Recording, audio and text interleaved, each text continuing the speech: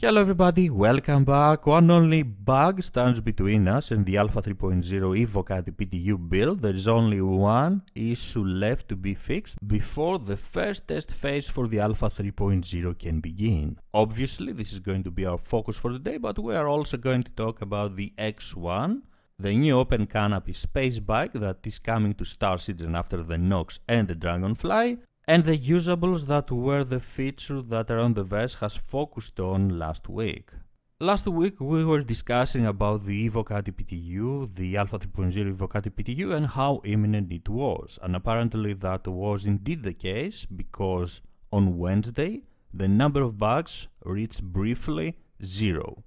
Unfortunately, in the go-no-go meeting that followed after, some new bugs were revealed, some new bugs were discovered, and because they were disruptive enough to prevent basic testing, the developers and Chris Roberts have decided to delay a bit more the Evocati PTU.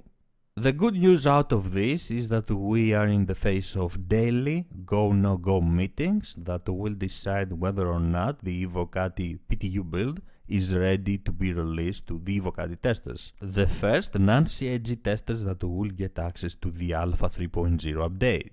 On Thursday, in Around the Verse and Burn Down, we were informed that the number of bugs were 5, like the number of bugs we had last week. But from the production schedule report that was released on Friday, we were informed that there is only one bug left, one critical bug still blocking the Evocati PTU. In my opinion, these are some really great news, and the Evocati PTU can go live anytime now. This is going to be extremely important for the Alpha 3.0 update because it will be the beginning of the final countdown for this very important update, for this huge milestone for Star Citizen, and we will finally, eventually have access to the planets and moons of Star Citizen. So this is where we are right now, daily go-no-go meetings that will determine whether or not we are going to get the Alpha 3.0 Evocati PTU build, something that can literally happen anytime. On Friday, we also had the beginning of the concept sale for the X1 from Origin. The X1 is a high-performance open canopy vessel that has as a goal to compete with the Nox and the Dragonfly for supremacy over the planetary surfaces of Star Citizen. The X1 comes with 3 variants and is following the Origin example since it is built with elegance and luxury in mind.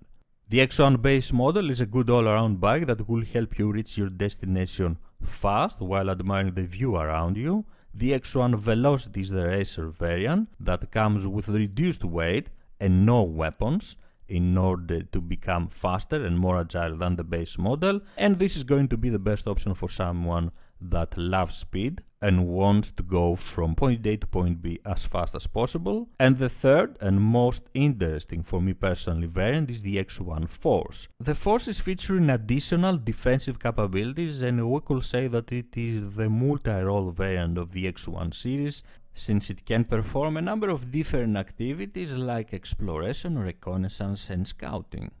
The X1 is going to be available as a concept sale until next Friday, October 6th, so if you want to add a new open canopy vessel to your fleet, this is the time to do it. The focus for this week's Around the Verse were the usables, which are basically items that players but also AI can interact with in the verse, making the Star Citizen experience feeling real and natural. We could say that the usables in the universe of Star Citizen will make that universe to feel a lot more realistic, will make the universe to feel alive.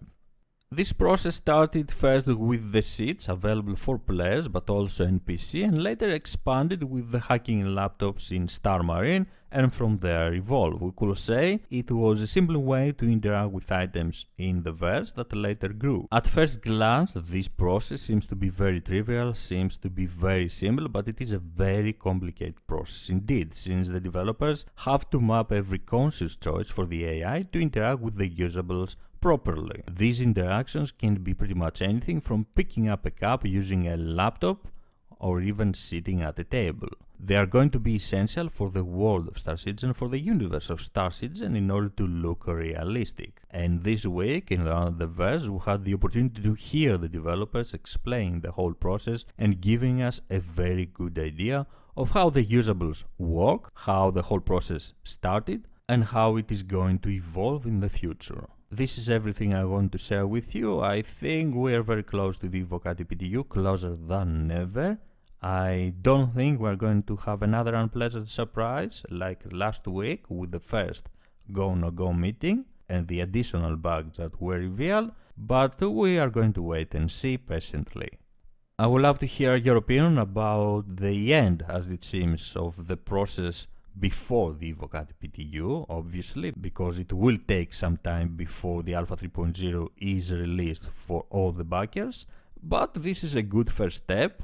And I think we are going to see this very important first test phase for the Alpha 3.0 very soon. I would also like to hear your opinion about the X1, if you have bought one, if you don't really like it, if you prefer your Nox or your Dragonfly, or if you simply want to wait for the Q&A to reveal more info about it. Thank you very much for joining me. If you enjoyed the video, please don't forget to leave a like and subscribe for more. I am Squid of Love and I will see you around the verse. Bye bye.